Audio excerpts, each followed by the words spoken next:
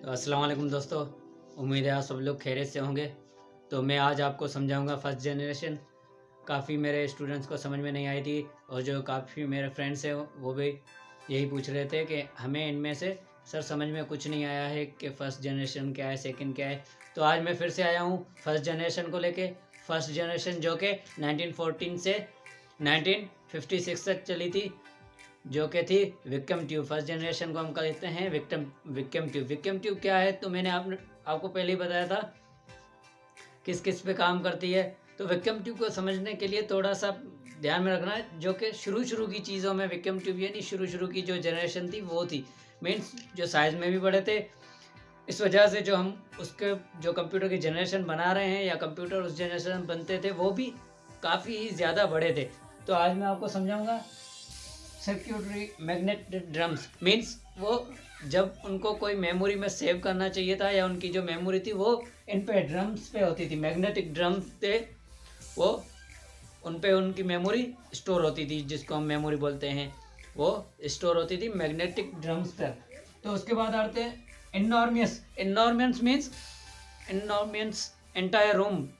Means वो इतने बड़े थे कि उनके लिए एक अलग सा रूम चाहिए होता था उनको रखने के लिए, इतने वो साइज़ में बड़े थे। यानी एक पूरा कमरा उसको चाहिए था रखने के लिए या संभालने के लिए एक कंप्यूटर को। Expensive to operate. Expensive to operate means कि वो चलाने में ज़्यादा एक्सपेंसिव थे, यानी ज़्यादा महंगे थे, जो हम सोच भी नहीं सकते थे इससे ज़्यादा, यानी आम कोई भी ऐसे चला नहीं सकता था। इतने वो मुश्किल भी थी चलाने के लिए, यानी मुश्किल थे। एक तो वो लो लेवल प्रोग्रामिंग लैंग्वेज को सपोर्ट करते थे, उस पर भी मैं आता हूँ। तो वो एक्सपेंसिव टू ऑपरेट मीन्स वो ज़्यादा महंगे भी थे, यानी समझ से बाहर भी थे। तो और वो हर कोई चला नहीं सकता था आम आदमी, और हर कोई ख़रीद भी नहीं सकता था उनको। तो उसके बाद आते हैं इलेक्ट्रिसिटी। इलेक्ट्रिसिटी मीन्स वो बिजली ज़्यादा कंज्यूम करते थे, यानी इलेक्ट्रिसिटी ज़्यादा कंज्यूम करते थे आम कंप्यूटर से। और बात करते हैं हीट की, तो वो हीट भी ज़्यादा जनरेट करते थे, यानी lot of heat generated by those type of computers. Mean उनके जो भी कंप्यूटर थे वो जो भी हीट, यानी जो भी हम मोबाइल में देखते हैं या गेम खेलते हैं तो गर्म होता है, ज़्यादा कुछ होता है या ज़्यादा होता है तो हम परेशान हो जाते हैं। लेकिन तब के कंप्यूटर बहुत ही ज़्यादा हीट करते थे, यानी हीट को जनरेट करते थे। तो ये भी समझ में आ गया होगा आपको। तो मशीन लैंग्वेज, बात आती है मशीन लैंग्वेज की। तो मशीन लैंग्वेज वो लैंग्वेज होती है जो कंप्यूटर समझता है। तो तब का कंप्यूटर जो था वो लो लेवल प्रोग्रामिंग लैंग्वेज को समझता था, यानी कि जो आम आदमी नहीं समझ सकता उसको लो लेवल प्रोग्रामिंग बोलते हैं, जो कि कंप्यूटर खुद ही समझ सकता है। तो one problem at a time means हम जो भी प्रॉब्लम उस पर सॉल्यूशन निकालते थे वो एक ही प्रॉब्लम का एक ही टाइम पर सॉल्यूशन देता था, मल्टीपल प्रॉब्लम के सॉल्यूशंस नहीं देता था। और उसके बाद पंच कार्ड्स पेपर टेप, यानी उसका जो भी हम इनपुट देते हैं, यानी आज के कंप्यूटर आपने देखे आपको इनपुट देना है, माउस है, कीबोर्ड है, उसमें से हम इनपुट देते हैं या माइक से देते हैं या इनपुट, आपको पता है जो भी हम कंप्यूटर को देते हैं, कोई भी डेटा हो या कोई भी चीज़ हो, टेक्स्ट हो। तो तब के कंप्यूटर को इनपुट देने के लिए पंच कार्ड्स और पेपर टेप यूज़ होता था, और वो सिर्फ प्रिंट आउट के थ्रू ही आउटपुट देता था। तो उम्मीद है आपको थोड़ा बहुत समझ में आ गया होगा कि विक्रम ट्यूब असल में सेकेंड जनरेशन की, जो कि थे ट्रांजिस्टर्स। मैंने बताए थे ट्रांजिस्टर्स जो कि सेकेंड जनरेशन है। विक्रम ट्यूब के बाद जो आए थे वो ट्रांजिस्टर्स थे, यानी विक्रम ट्यूब की जगह पे भी यूज़ हुए हैं, यानी विक्रम ट्यूब को हटाया गया था ट्रांजिस्टर के इस्तेमाल की वजह से, क्योंकि ट्रांजिस्टर्स जो थे वो विक्रम ट्यूब से स्मॉलर थे, यानी साइज़ में भी छोटे थे और मोर एफिशिएंसी यानी काम भी उससे ज़्यादा करते थे। इनके ये जो बने थे वो 1947 में, और जो यानी यूज़ में आए थे वो 1950 में आए थे। तो जैसे हम कह सकते हैं 1950 में ही ये आए हैं ट्रांजिस्टर्स। जो सेकंड जनरेशन है वो 1950 में आई है।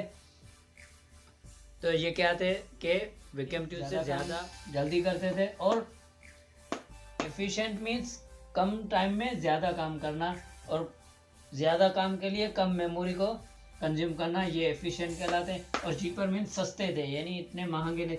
हाँ, लेकिन हीट को वो भी जनरेट करते थे, यानी हीट वो भी ज़्यादा ही जनरेट करते थे।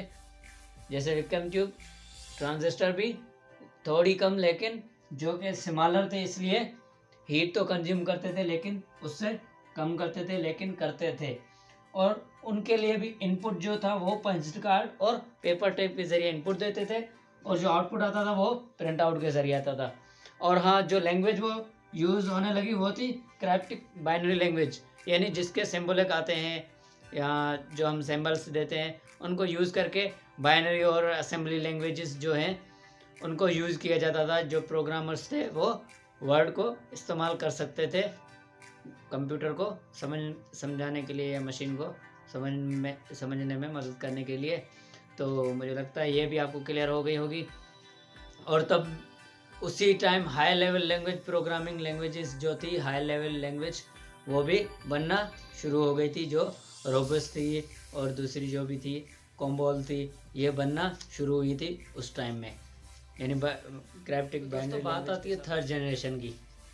तो जैसे हमने कीबोर्ड और माउस देखे, ये आए थे थर्ड जनरेशन के बाद, यानी थर्ड जनरेशन में पॉसिबल हो गया था कि हम कीबोर्ड से इनपुट दें और मॉनिटर से आउटपुट हमारा आए। तो ये चीज़ें आई थी थर्ड जनरेशन में। थर्ड जनरेशन जो कि ज़्यादा ही इफ़िशेंट्स थी दोनों जनरेशन से, और जो भी कंप्यूटर्स है वो बहुत ज़्यादा चीपर हो गए थे, यानी सस्ते हो गए थे उस दोनों यानी जनरेशन्स के बाद। जो थर्ड जनरेशन आई थी उसमें वो ज़्यादा ही चीपर हो गए थे, क्योंकि उसमें जो लगी थी वो सिलिकॉन चिप्स थी, जो मैंने यहाँ पे लिखी है सिलिकॉन चिप्स, जो कि जिसको हम कहते हैं सेमीकंडक्टर्स। और मेमोरी को मैंने, और इसमें इनपुट और आउटपुट का सिस्टम ही चेंज हो गया था, यानी इनपुट के लिए हम जो है इनपुट के लिए जो हम इस्तेमाल कर रहे थे पीछे जो थे वो पंच कार्ड और पेपर टेप थे, तो इनको हटा दिया गया। इनपुट के लिए कीबोर्ड को इस्तेमाल करना इस जनरेशन के बाद आया था, और आउटपुट के लिए प्रिंट आउट नहीं होता था, आउटपुट के लिए मॉनिटर को इस्तेमाल करना इस जनरेशन के बाद आया था। तो ये जनरेशन आई थी 1970 में। उम्मीद है आपको ये भी समझ में आ गई होगी। जो फोर्थ जनरेशन थी वो एक सिंगल सिलिकॉन चिप पर डिपेंड करती थी, यानी हज़ारों जो इंटीग्रेटेड सर्किट थे वो अब एक सिलिकॉन चिप पर आ गए थे, जिसको हम प्रोसेसर बोलते हैं। यानी इन हज़ारों इंटीग्रेटेड सर्किट का काम एक चिप कर रही है, यानी इनपुट भी कर रही है, आउटपुट और प्रोसेसिंग, ये तीनों काम एक चिप पर हो रहे हैं। उसको हम बोलते हैं माइक्रो प्रोसेसर।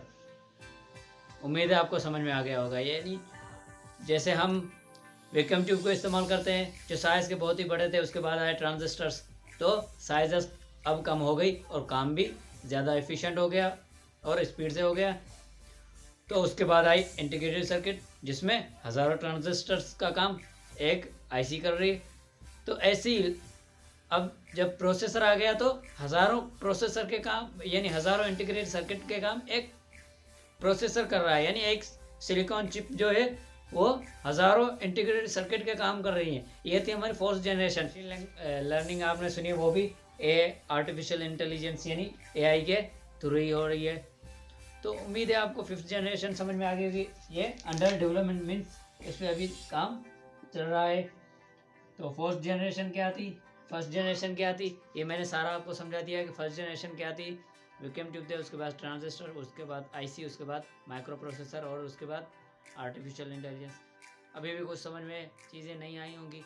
अगर नहीं आई होगी तो कोई मसला नहीं है, आप मुझसे एसएमएस करके बात कर सकते हैं, मैसेज करके क्लास में पूछ सकते हैं।